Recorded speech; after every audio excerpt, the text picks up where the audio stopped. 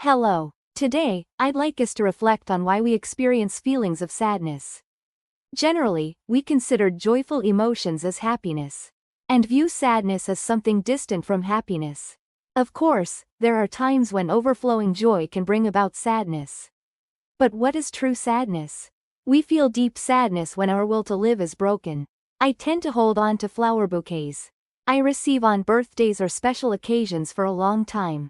When I first receive them, they are so beautiful and vibrant. As I walk by them, I often touch the flowers, and I water them generously to keep them from wilting, usually for more than a month. However, as time passes, the flowers begin to wilt and fall. But I feel compassion for them and find it hard to throw them away. Through this experience, I realize that flowers, too, cannot last forever. For this reason, I prefer to care for potted plants at home and watch them grow over time. As it pains me to see things wither away. For example, in my garden, there are thistle flowers that I leave untouched. Rather than cutting them down, allowing them to be, I've noticed them gradually spreading throughout the garden. Cutting them feels like cutting life itself, so I refrain from disturbing them. The sadness we feel when loved ones leave us, parents, siblings, or dear friends, stems from the loss of the motivation and strength they brought to our lives. It's not only that the person is gone, but also that the inspiration they gave us disappears, leaving a profound void. If our lives were only filled with sorrow without any joy, they would inevitably wither away. That's why I always cherish the saying, "Revive even the dying embers." It symbolizes the importance of making efforts to keep the fire of our lives burning. When life becomes difficult, the key is to be the master of your own life. True joy comes when you are the protagonist of your own life. Conversely, if you live a life swayed by others, you might end up being led by others' will rather than your own. I prefer to distance myself from people who try to stifle my genuine efforts and intentions. I've never regretted doing so. I believe that each of us must be the center of our own lives. While it's important to listen to others' good advice, we shouldn't accept things that bring sadness or diminish our will.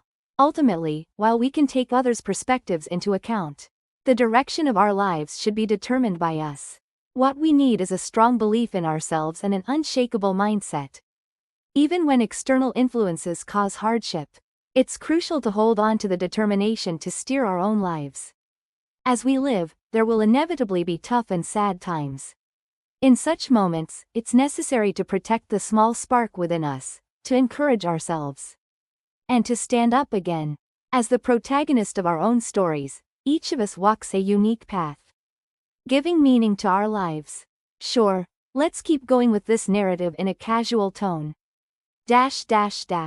So, why do we experience feelings of sadness? We need to recognize that sadness is an essential part of life that helps us appreciate the moments of joy. Here are 5 ways to reflect on and manage these feelings.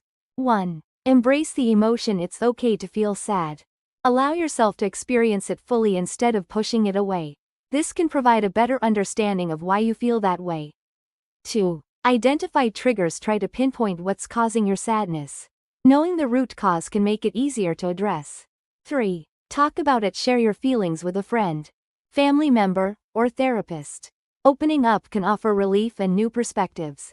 4. Practice self-care. Engage in activities that you enjoy and find relaxing. Exercise, hobbies, or even just taking a walk can uplift your mood. 5. Maintain perspective. Remember that sadness, like all emotions, is temporary. Reflect on past difficulties you've overcome, as a reminder that you'll get through this too. To sum it up, embrace your emotions, identify what's causing them, talk about it, take care of yourself, and keep a balanced perspective. Sadness is just a part of our journey through life, and by navigating it wisely, we can find our way back to joy. Sure thing. Here's the continuation in a casual tone. By taking these steps, we can not only better understand our sadness, but also manage it more effectively. Remember, it's perfectly normal to feel sad, and it's a part of what makes us human. So, to recap: first, embrace your emotions. Second, identify the triggers. Third, talk about your feelings with someone you trust. Fourth, practice self-care with activities you love. Fifth, Keep things in perspective and remind yourself that this too shall pass. By following these steps, you'll find that navigating through sadness becomes a little easier. And who knows, you might even discover new strengths and insights about yourself along the way. Stay positive and remember, it's all part of the journey. By incorporating these steps, we can enhance our ability to understand and manage our feelings of sadness. It's completely normal to experience sadness, and acknowledging it is a crucial part of being human.